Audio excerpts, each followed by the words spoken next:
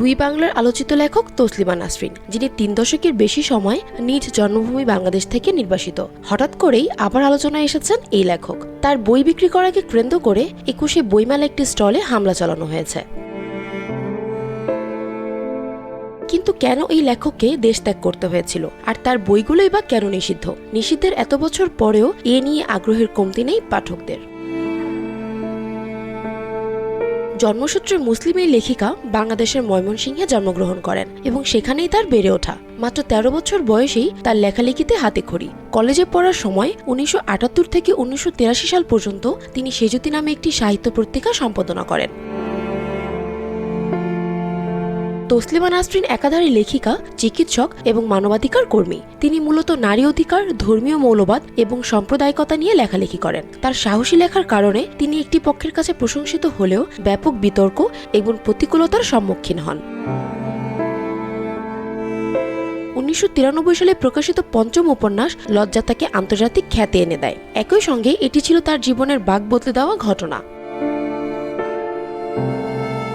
বইটিতে তিনি 1992 সালে বাবরি মসজিদ ধ্বংসের পর বাংলাদেশের সংখ্যালঘু হিন্দু সম্প্রদায়ের উপর হওয়া নির্যাতনের চিত্র তুলে ধরেন। এটি ধর্মীয় উগ্রবাদীদের মধ্যে ক্ষোভের জন্ম দেয়।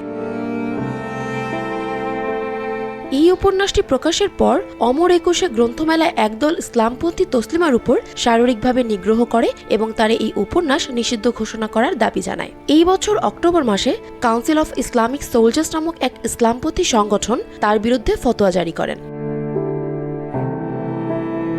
1994 সালে মে মাসে দ্য স্টেটসম্যান পত্রিকার এক সাক্ষাৎকারে তিনি ইসলামিক ধর্মীয় আইন শরিয়া অবলুপ্তির মাধ্যমে কুরআন সংশোধনের ইচ্ছা প্রকাশ করেন তসলিমা নাসরিন। এর ফলে ইসলামপন্থীরা তার ফাঁসির দাবি জানাতে শুরু করে। সিলেটে একটি সমাবেশে তার মাথার দাম 50 লাখ টাকা ঘোষণা করে।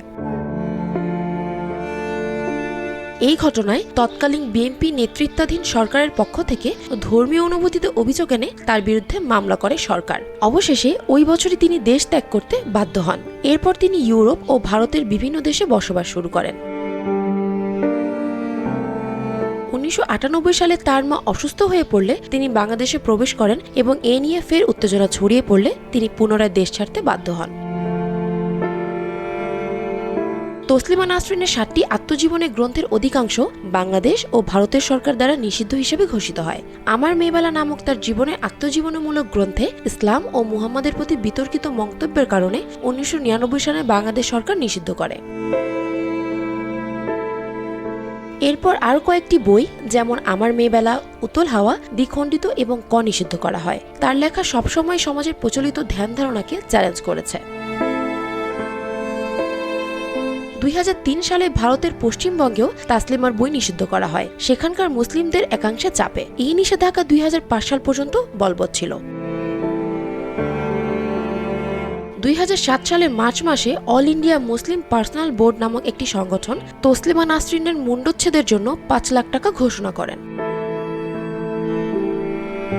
পশ্চিমবঙ্গ সরকার তাকে বিতাড়িত করার পর তিনি স্ক্যান্ডিনেভিয়া এরপরে ভারতের রাজনৈতিক আশ্রয় পান। বর্তমানে তিনি ভারতে অবস্থান করছেন। Bangla affairs news desk.